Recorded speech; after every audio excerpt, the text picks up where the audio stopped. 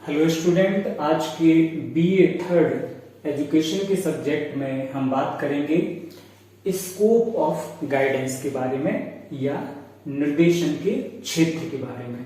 ठीक है, कि किन किन क्षेत्रों में निर्देशन का उपयोग किया जाता है। तो अगर हम निर्देशन के केंद्र की बात करें, सबसे पहले कि निर्देशन का केंद्र कौन होता है, तो निर्देशन का केंद्र होता है एक व्यक्ति। व्यक्ति से तात्पर्य है कोई बालक या बालिका, ठीक है, या कोई भी अन्य व्यक्ति जिसको आप निर्देशन देना चाहते हैं। और निर्देशन का जो कार्य होता है, निर्देशन का कार्य क्या होता है मुख्य रूप से? निर्देशन का कार्य होता है व्यक्ति की क्षमताओं का विकास, व्यक्ति को आत्मज्ञान देना, व्यक्ति को आत्मनिर्भर बनाना, व्यक्ति के अंदर अंतर्निहित क्षमताओं का विकास करना। ठीक है, ये होता है निर्देशन का कार्य। तो इसके अंतर्गत व्यक्ति की क्षमताओं का जब विकास किया जाता है तो स्व परिस्थिति संबंध विकसित होता है। इसके जब भी निर्देशन का कार्य होगा तो एक तो बनेगा स्व यानी व्यक्ति स्वयं, और दूसरा बनेगा परिस्थितियां। दो चीजों का निर्माण हो जाता है। पहला बन जाता है स्व यानी व्यक्ति, और दूसरा परिस्थिति, जिससे व्यक्ति सामंजस्य स्थापित करने का प्रयास करता है। तो यहीं से फिर प्रारंभ होता है, स्व परिस्थिति संबंध से ही प्रारंभ होता है निर्देशन का क्षेत्र। वास्तविक रूप से यहीं से माना गया है। हालांकि है तो निर्देशन के केंद्र से ही इसको प्रारंभ माना जाना चाहिए, लेकिन अगर निर्देशन की क्षेत्र की हम बात करें तो यहां से इसको शुरू करेंगे। सबसे पहला निर्देशन का क्षेत्र किस पे स्थापित किया जा रहा है? छात्र पे, यानी बालक या बालिका पे। तो छात्र का विद्यालय में व्यक्तिगत संबंध और विद्यालय में सामाजिक संबंध, ये प्रथम बिंदु इसके अंतर्गत आएगा निर्देशन के क्षेत्र में। दूसरा बिंदु आएगा छात्र का पाठ्यक्रम से संबंध, और तीसरा बिंदु आएगा छात्र का शैक्षिक एवं व्यावसायिक अवसरों से संबंध। अर्थात छात्र जो शिक्षा ग्रहण कर रहा है, शैक्षिक संबंध उससे स्थापित हो गया, और उस शिक्षा का फिर व्यवसाय से आगे जो व्यवसाय छात्र करने वाला है उससे उसका क्या संबंध होगा, ठीक है, या किस तरह का संबंध होगा। तो इन तीनों को मिलाने पर एक नई चीज बनती है जिसे कहा जाता है निर्देशन का क्षेत्र, निर्देशन अभ्यास के क्षेत्र या निर्देशन अभ्यास के प्रमुख अंग। ठीक है, और इसके अंतर्गत 4 प्रमुख अंग बनते हैं। पहला मूल्यांकन का अंग, दूसरा समायोजन, तीसरा नवीनीकरण और चौथा विकास। पहला मूल्यांकन, दूसरा समायोजन, तीसरा नवीनीकरण और चौथा विकास। इन चारों को मिला के कहा जाता है निर्देशन अभ्यास के क्षेत्र या निर्देशन अभ्यास के प्रमुख अंग। जबकि निर्देशन के क्षेत्र में शामिल होते हैं, मैं पुनः एक बार कह दे रहा हूं, निर्देशन के क्षेत्र में शामिल होते हैं 3 बिंदु: छात्र का विद्यालय से व्यक्तिगत एवं सामाजिक संबंध, छात्र का पाठ्यक्रम से संबंध, और छात्र का शैक्षिक एवं व्यवसायिक अवसरों से संबंध। ठीक है, तो हम यहां बात किसकी कर रहे हैं निर्देशन के क्षेत्र में? शिक्षा के क्षेत्र से। तो सबसे पहले हम शिक्षा के क्षेत्र की बात करें। शिक्षा के क्षेत्र में प्रमुख बिंदु क्या बनते हैं जिनका छात्र से सीधा संबंध होता है? पहला, विद्यालय का चयन। दूसरा, छात्र द्वारा विषयों का चयन। तीसरा, दूसरे विद्यालय के छात्रों से छात्र का समायोजन। चौथा बिंदु, छात्र का पाठ्य सहगामी क्रियाओं का चयन, छात्र द्वारा पाठ्य सहगामी क्रियाओं का चयन। पांचवा बिंदु, छात्र द्वारा व्यवसाय का चयन। आगे जब शैक्षिक स्थिति से वो आगे बढ़ेगा तो क्या करेगा? वो व्यवसाय करेगा, तो व्यवसाय का चयन।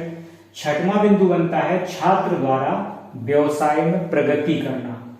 सातवां बिंदु बनता है छात्र द्वारा व्यवसाय की परिस्थितियों तथा कार्य प्रणाली का ज्ञान। आठवां बनेगा छात्र द्वारा व्यवसाय में सहयोगियों से तालमेल, और 9वां बनेगा छात्र या व्यक्ति द्वारा व्यक्तिगत जीवन की समस्याओं का समाधान करने की जो स्थिति बनती है, तो व्यक्तिगत जीवन की समस्याएं, ये 9वां बिंदु बनेगा शिक्षा के क्षेत्र में। ये शिक्षा निर्देशन का जो क्षेत्र है वो शिक्षा से प्रारंभ होके और आगे चल के वास्तविक जीवन में पहुंच जाता है, ये बात ध्यान रखिए। स्कोप ऑफ गाइडेंस के अंतर्गत निर्देशन की तकनीकों का भी अध्ययन किया जाता है, ये महत्वपूर्ण बात है। और निर्देशन तकनीकें मुख्य रूप से दो प्रकार की मानी जाती हैं, पहली अमानकीकृत तकनीकें और दूसरा मानकीकृत तकनीकें, ठीक है, यानी मानकीकृत तकनीकें भी कहते हैं। अमानकीकृत तकनीकों में आते हैं प्रश्नावली, साक्षात्कार, प्रेक्षण, व्यक्तिवृत्त अध्ययन और क्रम निर्धारण, आत्मकथा, संचयी अभिलेख पत्र और समाज नीति आदि। और मानकीकृत या मानकीकृत तकनीकों में शामिल होते हैं अभिरुचि, बुद्धि, उपलब्धि, व्यक्तित्व परीक्षण, ठीक है। स्कोप ऑफ गाइडेंस में अगला जो बिंदु बनता है वो है परामर्श। परामर्श को भी निर्देशन के क्षेत्र में शामिल किया जाता है और इसके अंतर्गत आती हैं परामर्श की विभिन्न विधियां, शैक्षिक तथा व्यवसायिक सूचनाओं के स्रोत, इनका अध्ययन और सूचना प्राप्त करने की विधियां। बहुत सारी विधियों से सूचना प्राप्त की जाती है शिक्षा के क्षेत्र में, तो इन सभी को भी परामर्श के अंतर्गत निर्देशन के क्षेत्र में शामिल किया जाता है। तो इस प्रकार से हम देखते हैं कि निर्देशन का क्षेत्र काफी व्यापक है और इसके मुख्य रूप से जो क्षेत्र हैं, एक तो शिक्षा का क्षेत्र, दूसरा निर्देशन तकनीकों का क्षेत्र और तीसरा परामर्श की विधियां और सूचनाओं का संग्रह या सूचनाओं के संग्रह की विधियों को भी निर्देशन के क्षेत्र में शामिल किया जाता है। लेकिन निर्देशन का अभ्यास का जो क्षेत्र या अंग माना जाता है, निर्देशन अभ्यास के क्षेत्र या अंग वो भी महत्वपूर्ण है कि छात्र का मूल्यांकन, छात्र का समायोजन, छात्र का नवीनीकरण और छात्र का विकास किस प्रकार से सुनिश्चित किया जाए, ठीक है। क्योंकि निर्देशन के क्षेत्रों में जो भी हमने शैक्षिक अध्ययन प्राप्त किया है उसका निर्देशन के अभ्यास के क्षेत्रों में अंगों पर प्रभाव स्पष्ट रूप से दिखलाई देता है।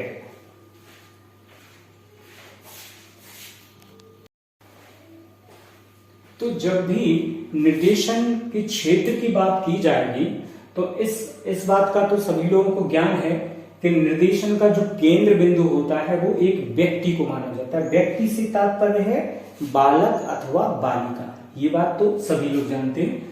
तो जब भी हम व्यक्ति को निर्देशन के केंद्र में रखते हैं तो निर्देशन का मुख्य रूप से उद्देश्य क्या होता है? निर्देशन का उद्देश्य है व्यक्ति की अंतर्निहित क्षमताओं का विकास।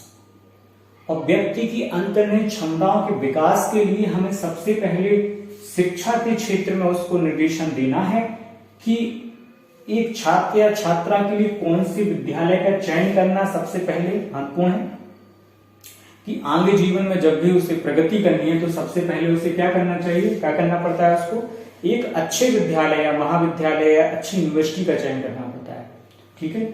दूसरा, उसे अपने शैक्षिक विषयों का चयन करना पड़ता है ताकि वो जीवन में एक निश्चित उद्देश्य को जो उसने लक्ष्य निर्धारित किया है उसको पूरा कर सके, उन विषयों का अध्ययन करके। तीसरा, जब वो किसी महाविद्यालय, विद्यालय या यूनिवर्सिटी में अध्ययन कर रहा होता तो विभिन्न प्रकार के छात्रों से, विभिन्न प्रकार के शिक्षकों से, विभिन्न प्रकार के शिक्षणेतर कर्मचारियों से उसका एक संबंध स्थापित किया हो जाता है या वो उनके संपर्क में आता है, तो उसका प्रभाव ही उसके निर्देशन पे पड़ता ही है। उसके शैक्षिक जीवन का प्रभाव उसके पूरे जीवन पर पड़ता है।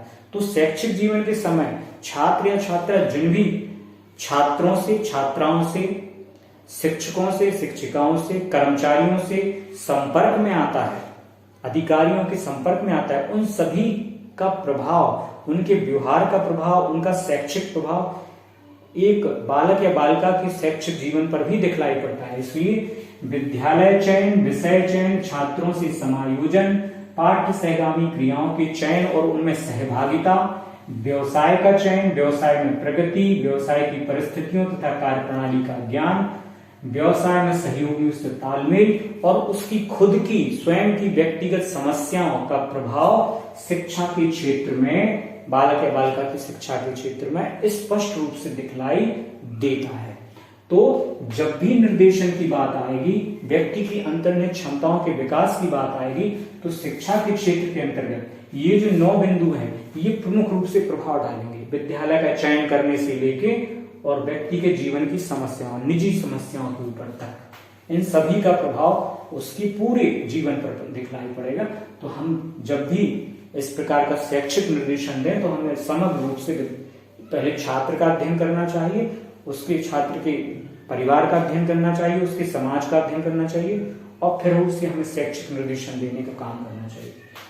निर्देशन के क्षेत्र में एक महत्वपूर्ण बात जो बतलाई गई है कि छात्र का विद्यालय में व्यक्तिगत एवं सामाजिक संबंध, छात्र का पाठ्यक्रम से संबंध और छात्र का शैक्षिक एवं व्यवसायिक अवसरों से संबंध, ये महत्वपूर्ण रूप से पूरे छात्र के पूरे जीवन पर प्रभाव देता है। स्पष्ट रूप से छात्र का विद्यालय में दूसरे लोगों से कैसा व्यक्तिगत संबंध है, छात्र का विद्यालय में अनुकूलन हो पाया है कि नहीं हो पाया है, छात्र का विद्यालय में सामाजिक संबंध किसी प्रकार का विकसित हुआ है कि नहीं हुआ है, छात्र का पाठ्यक्रम से किस तरह का संबंध है और छात्र का शैक्षिक जीवन कैसा चल रहा है और छात्र का शैक्षिक व्यवसाय अवसरों से किस प्रकार का संबंध विकसित हो पाया है जिससे आगे अपने जीवन को समृद्ध बना सके। तो ये सभी निर्देशन के क्षेत्र में शामिल किए जाते हैं।